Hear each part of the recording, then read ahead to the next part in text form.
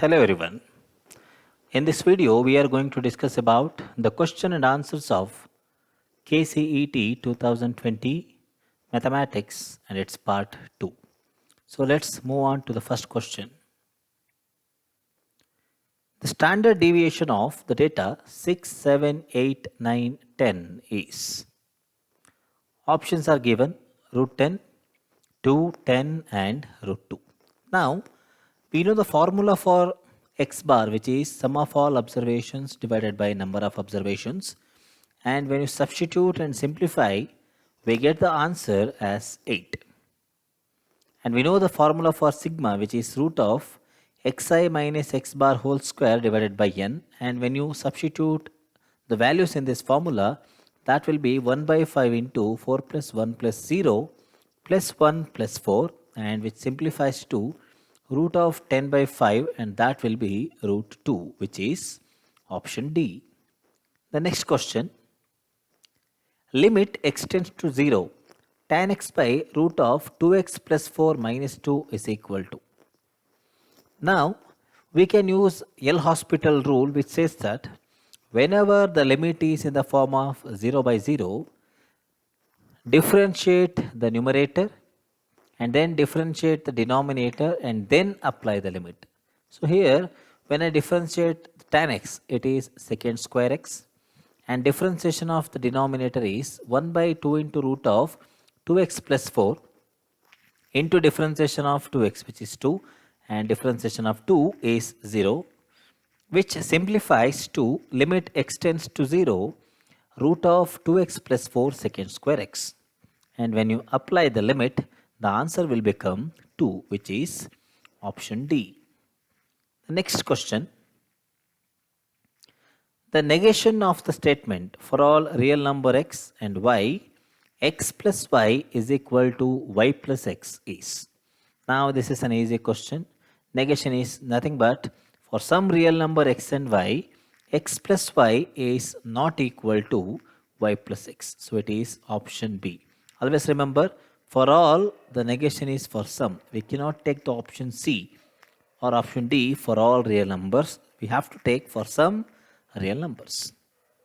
So the next question, let f from 2 to infinity to r be the function defined by f of x is equal to x square minus 4x plus 5. Then the range of f is. Now f of x, if I take it as equal to y, then we know that f of x is x square minus 4x plus 5, that's equal to y, and I can split this in the form of x square into 2 into x into 2 instead of 4x plus 5 as 4 plus 1, and that's equal to y. Now this is nothing but x square minus 2 into x into 2 plus 4, which is y minus 1, or this is nothing but x minus 2 whole square, and that's equal to y minus 1. So we can say x minus 2 is root of y minus 1, or x is root of y minus 1 plus 2. Therefore, we can say root of y minus 1, this is the term. So y minus 1 must be greater than or equal to 0, or y must be greater than or equal to 1. So look at the option, that will be option A. It is from 1 to infinity. Next question, if A, B, C are three mutually exclusive and exhaustive events of an experiment such that P of A is equal to 2 times P of B is equal to 3 times P of C, then P of B is equal to. Now we know that P of A is equal to 2 times P of B, and that's equal to 3 times P of C. That means P of A is 2 times P of B, and P of C can be written as 2 by 3 times P of B.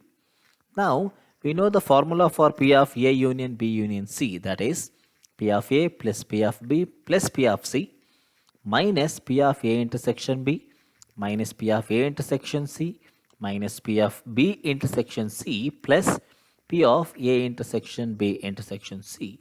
So when you substitute the known values and simplify, we get it as 1 is equal to 2 times P of B plus P of B plus 2 by 3 into P of B. I have written everything in terms of P of B because we want the answer for P of B.